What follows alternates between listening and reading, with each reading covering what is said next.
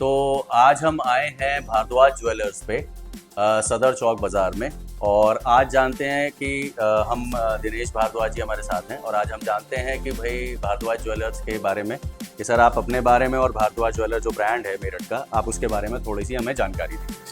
मैं दिनेश भारद्वाज जी। मैं भारद्वाज ज्वेलर्स मैंने 1993 में स्टार्ट करी। ठीक है। और तब से ही हमारा ये बिजनेस आज बहुत अच्छी तरह चल रहा है। हम गोल्ड, सिल्वर, डायमंड में डील करते हैं। तो सर आपको इस बिज़नेस में आने की प्रेरणा कहाँ से मिली? मेरे फादर से मुझे इसकी प्रेरणा मिली। मेरे फादर 50 साल से इस बिजनेस में थे। अच्छा, वो 50 साल से बिजनेस में थे और यहीं पे ही सदर चौक यहीं बाजार में? सदर अच्छा, इसी शोरूम में? इसी शोरूम में नहीं थे, उनका शोरूम और था यहाँ पे किशन नगर के नाम पे।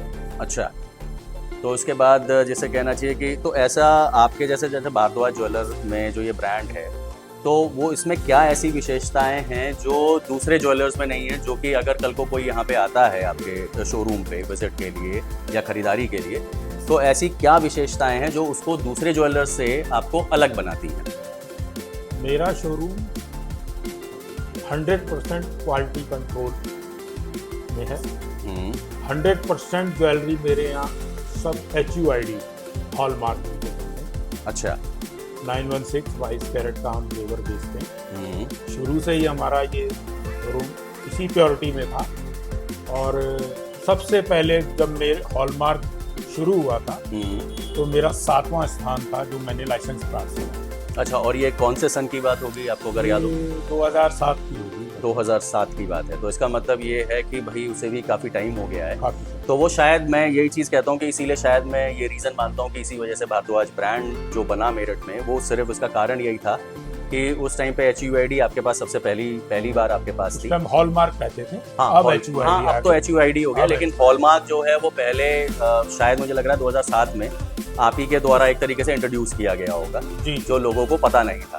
अच्छा सर, तो अगर मैं आपको एक चीज़ और जानने के चाहूँगा कि अगर जैसे मेरठ के जो जनता है या मेरठ के जो लोग हैं, अगर वो कल को यहाँ पे आते हैं या कुछ आप उनको कोई सुझाव देना चाहते हैं कि वो ज्वेलरी को खरीदते वक्त क्या चीज़ का ध्यान रखें और क्या चीज़ का ध्यान ना रखें, कोई सजेशन जो आप मेरठ के लोगों को देना चाहते हो? देखो, गोल्ड में जो रेट होता है वो अकॉर्डिंग टू प्योरिटी होता है।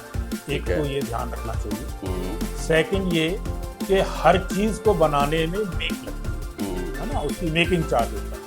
तो कहीं भी यहाँ ना घूमें कि यहाँ मेकिंग चार्ज कम है, यहाँ और कम है, तो मेकिंग तो होती है, वो आपको देनी ही पड़ेगी। विदाउट मेकिंग आपको अगर कुछ दे रहा है तो इसमें कुछ ना कुछ चीज़ें। अच्छा, मतलब इसका मतलब ये है कि उसमें गोल्ड कम है, गोल्ड की जो मात्रा है वो कम है। हाँ, कुछ ना कुछ चीटिंग है, वो डिपेंड करता है कि कौन क्या करता है। नहीं, सही बात है कि क्योंकि ज़्यादातर मैं नहीं कह सकता कि मात्रा कम है या क्या है, लेकिन कुछ ना कुछ उसमें घोल है। तो इसका मतलब अगर हम ओवरऑल देखें तो ये कह सकते हैं कि भाई भारद्वाज ज्वेलर पे ये सारी चीज़ों की कोई प्रॉब्लम नहीं है और उसमें प्योरिटी कहीं पे भी चेक कराई जा सकती है, किसी भी जगह पे जाके। बिल्कुल।